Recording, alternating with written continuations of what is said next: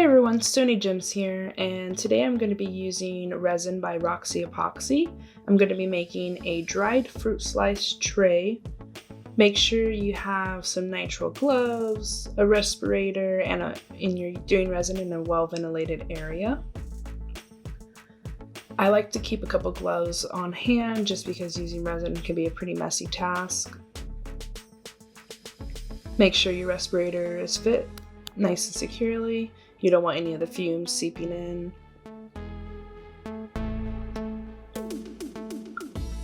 I'm just getting my fruit slices set up in my trays. You'll see I keep moving the slices around, trying to figure out where I want each slice to sit. Some of the slices were a little too dark, so I'm going to be moving them around quite a bit until I can figure out exactly where I'm going to want each fruit slice to sit on each tray.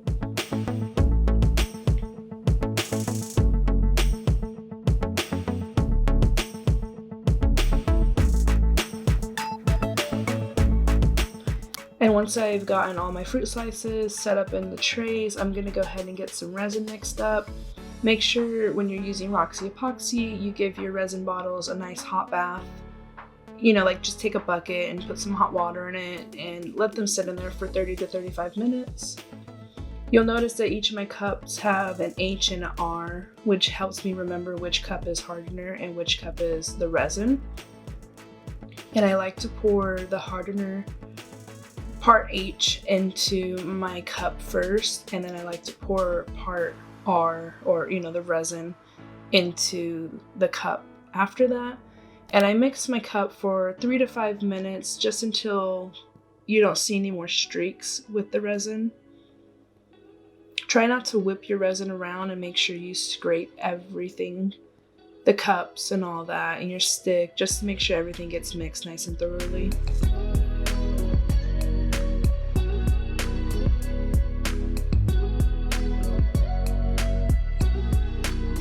And once I'm done mixing up the resin, I'm going to go ahead and toss my fruit slices into the resin to kind of help with bubbles and whatnot. I'm just going to dip them in there, get them nice and coated in the resin, and then I'll go ahead and start putting them back onto the trays, which I hope will help with any bubbles that get trapped in and whatnot, and help with the floating. Because when you're using flowers and dried fruit, you don't necessarily want them to float up in your resin. You want them to stay put on your molds.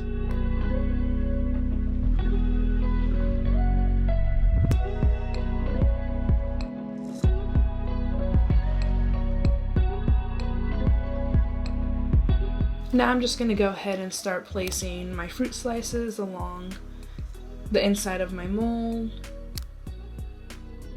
And you'll see I move the slices around quite a few times. And when I do the fruit slices in the little crescent moon tray, I ended up cutting some of them in half just so they would fit a little bit more snugly in there and not float up. And here I am adding some resin in the tray to kind of help keep them in place.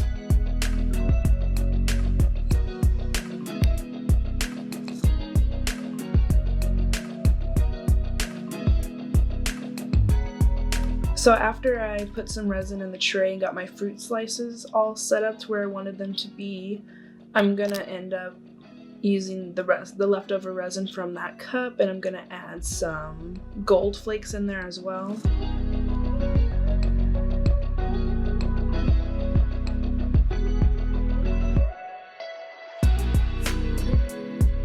I would also like to add, whenever you're adding flowers or dried fruit or any type of hard object into your silicone molds, make sure you don't move them around.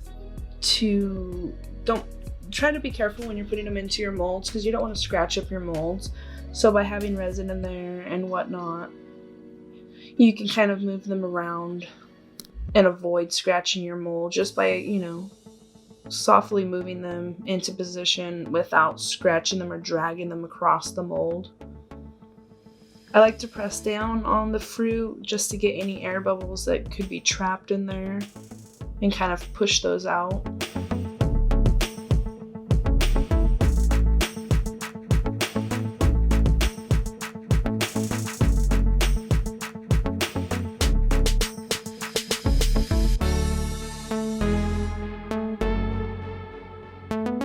If you've never used if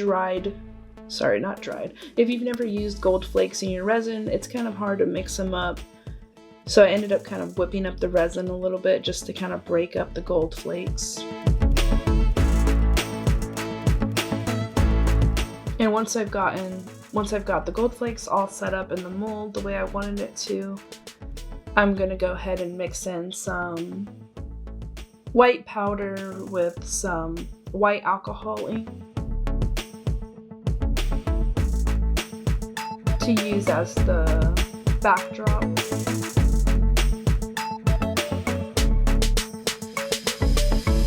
And now after I put the gold flakes down, I'm gonna mix up a little bit more resin, following the same steps, the hardener, then the resin on top, getting that all mixed up. I still had gold flakes on my mixing stick, but that's okay because I'm pouring this directly onto the gold flakes. I'm gonna be adding some white powder and some alcohol ink to kind of give it a nice like milky backdrop.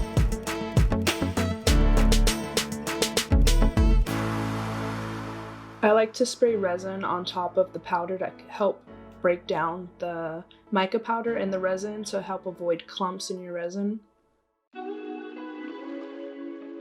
As you can see, it's nice and smooth.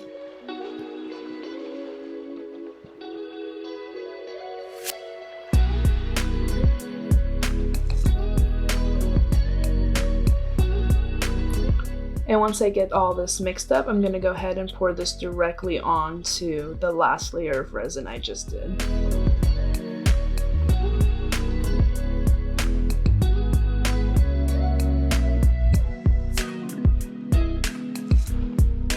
Another tip I like to use is once you've got all your resin into the mold and you won't be adding anything else, go ahead and spritz the back of your molds a few times with some rubbing alcohol. Preferably 90-91%. I use 70% and it still works. It helps pop any surface bubbles. And then I'm gonna wait 24 hours and now it's time to demold. I was pretty speechless when I demolded this piece. I think it turned out extremely beautiful. The colors, the vibrancy of the fruit, I think everything just blended really well together.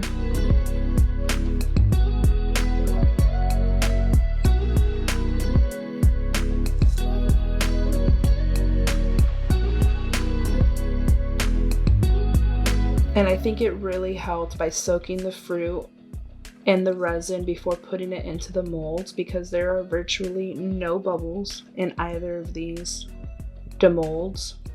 This resin cures extremely hard after about 12 to 14 hours, and I have not come across any trouble with having any bubbles in my pieces. So I highly recommend trying out Roxy Epoxy because I think that their resin is pretty amazing. Everything cures extremely hard and the clarity is unbelievable.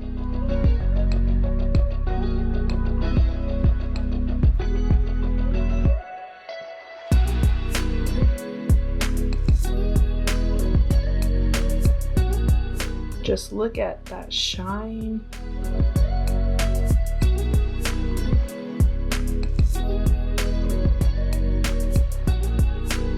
Next time I do this tray, I'll make sure to put my fruit slices down with some clear resin and let that cure for a few hours, and then add on the back, you know, the gold flakes and the white creaminess. I hope you guys enjoyed this video, and I'll see you next time. Have a good one.